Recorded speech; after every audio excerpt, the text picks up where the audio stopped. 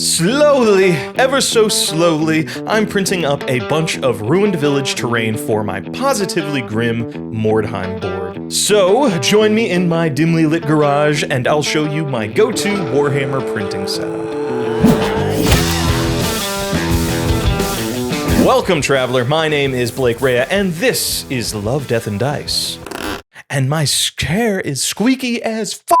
There is a whole boatload of reasons I want to get into 3D printing. I'd like to practice making my own sculptures, proxy models I could never afford, and tap into the plethora of wargaming terrain available online. Terrain, though, is the main reason I picked up a printer. Regardless of how great your army is painted up, it is the terrain that immerses us in a wargames world and makes that couple feet of plastic and paint real in front of us. As a kid, I remember poring over the dioramas shown in the I Spy books and wishing I could create scenes and stories and textures like that. Now, as an adult with a well-loved I Spy collection, my terrain and how my little army dudes interact with it is the outlet for that curiosity.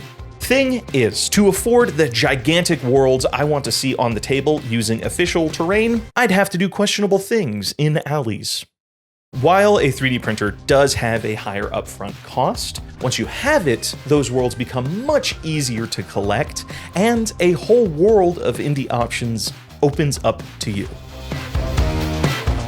Through research and Reddit forums, I have come up with the ultimate, no, perfect Warhammer terrain 3D printing setup. Until something new and shiny comes along and my moth brain goes. The core of my setup is the Bambu Labs P1S. For a guy who knows jack about the printing process, there is no better choice. Out of the box, you're printing within 15 minutes. No manual bed leveling, no measurements, and no problem solving just to get the thing to work. I am not interested in the hobby of 3D printers. They are complicated, they have so many moving parts. I don't want to troubleshoot just to print terrain. It's a means to an end, a tool. I just want to buy something and know it'll work. Besides being stupid-proof for Neanderthals like me, it has a few core features that made me choose it over other filament printers. This section is going to sound like a sales pitch, but I promise you I bought this with my own money. First thing, it's enclosed, so my rampant dust problem won't be an issue. In addition, the closed print bed means heat won't escape as easily, lowering the chance of a failed print and opening up filament options that are more sensitive to heat changes. It has a camera and an LED strip that allows me to look at my print anywhere from my phone. The camera also has a time-lapse feature, which is great for content creators like me who want to show their audience the process of building things. It has a build volume of 10 by 10 by 10, which is right in line with what online crafters use for their files. Meaning you download, you drag it over to the machine, and you just get a print started. You don't have to resize anything. Swapping out nozzle heads is only 2 screws and 1 cable, making repairs or head size changes incredibly easy.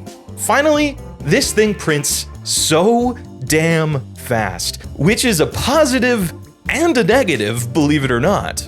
It hauls ass with a print speed of 500 milliseconds. To achieve this, the nozzle arm is whipping and rocking all over the print volume, causing the whole thing to shake violently. It shakes so bad that I needed to put the printer on the concrete floor of my garage for stability. To be fair, my rinky-dink IKEA desk that I had it on is probably not the best solution for that, and you'll have something more stable. Save for that quirk, I'm really happy with my purchase. I printed up this wonderfully sculpted lighthouse from TerraBlocks, and in the 50 hours or so it took, I experienced 0 failures. In fact, I have experienced 0 failures outside of a few really high detail prints that would have been better done on a resin printer. No printer performs exactly how we want all the time, and there are some peripherals that are really good to pick up that allow you to get the most out of your printer. Firstly, always have spares. We're talking about a machine that runs for dozens and dozens of hours at a time, and pieces will break. You could look at your machine and suss out the area with moving parts, or even research it in forums and do research and then more research and more research, or you can just buy the pre-made spares kit from Bambu Labs. It's easy for schmucks like me. Depending on the detail you want to print, you may need a smaller nozzle. The one included in the box is 0.4, but a 0.2 will serve you better for higher detail prints like these legally distinct robot doggo mech armor plates. The camera inside the P1S is serviceable. The light it uses for exposure, on the other hand, is dog shit. I don't like it. The light is positioned right above the camera, making it feel like ghost hunter POV footage.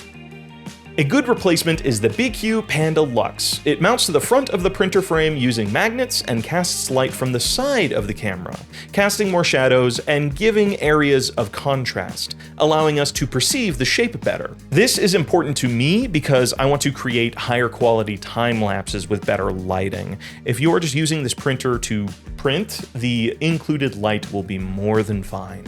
I have my printer set up in my garage. Normally, people don't go in there, but we're starting to do more mechanical projects, meaning people are breathing in the printer's air. I already have enough microplastics in me to make a kill team proper, and I don't want any more.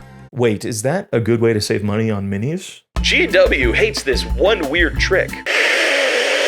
For cleaning up my air, I like the X-Filter from Voxel PLA because of its combined filtration system of charcoal and HEPA. Simply install the cartridge in the printer's filter compartment and it'll work for 250 print hours or 2 months. According to the tests on their website, a stark difference in air quality is shown with the filter installed. I don't understand those numbers, but somebody smarter than me made that filter. The box also includes a label that reminds you of when to replace it, ensuring that you're always filtering at a max capacity and keeping those around the printer safe. Do you know what's not safe? For work? My podcast. If you like my sultry voice, especially when it's talking about dumb shit like my Satisfactory addiction, don't worry, I'm in recovery. Check out Spiritual Successor, a comedy video game design podcast where my best friend and I design horrendous video games that I pray never see the light of day. The beauty of a 3D printer is that if you encounter a need for an accessory, well, just print it. On the back of the printer, there is a hole affectionately called the poop chute. When the printer swaps filament or does a cleaning, the excess plastic is purged through this chute. If you're a barbarian, you can let the plastic poop fall to the floor. For those who like to keep things tidy, search online or through the Bambu app to find a poop bucket. This will catch all of that and make cleanup easier. It is imperative to keep your filament dry. If it becomes waterlogged, it can grow brittle, lose adhesion, or just become outright unusable. It's not as important for me here in sunshiny California, but for those in the UK, humidity can be a real problem. I've seen the analytics. I care about you and your damp country. Officially from Bambu, they have this enclosure called the AMS. It stores filament, and through RFID, it can automatically swap filaments for you during a print. It's a cool feature, but it's not the main reason I got it. It also seals in the filament and prevents moisture from getting in. Does a good job at that, but with the help of a couple more prints, we can dry it even further. Search for silica holders designed for the AMS, specifically ones that let you attach a hydrometer. Hydrometer. I never had to say these stupid science words. Print up a couple of those and attach the hydrometer they recommend in their file. Pick up a carton of silica beads, fill each container, and then place everything in its designated spot. These silica beads will suck the water from the AMS's air and give you the best possible chances at a print, assuming nothing else is broken.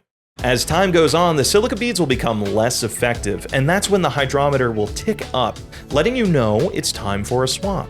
What if you don't have an AMS? Well, you're going to need to pick up or create a dry box. I heavily recommend not buying these. They're overpriced for what you get. Simply print your own or mod one using a sealed dry goods container. I plan to expand my filament inventory, so having ample extra storage beyond my AMS is imperative. For my setup, I printed up a few canisters that look like old film reel canisters. In the center, I pour in some silica beads and tape the top so they don't spill everywhere. On the lid, there's a hole for the hydrometer, which I superglued in place. Combined, this should be sufficient enough to keep the filament dry. One advantage of dry good containers over something that's printed is that they are often clear, meaning you can see inside and find things easier. A simple solution is whiteboard tape and a dry erase marker. Tear off a little bit of tape and mark what's inside. Swap filament, erase, and rename. Once labeled, all the canisters stack flat and are only an arm's reach away from the printer. Simple, clean, and organized.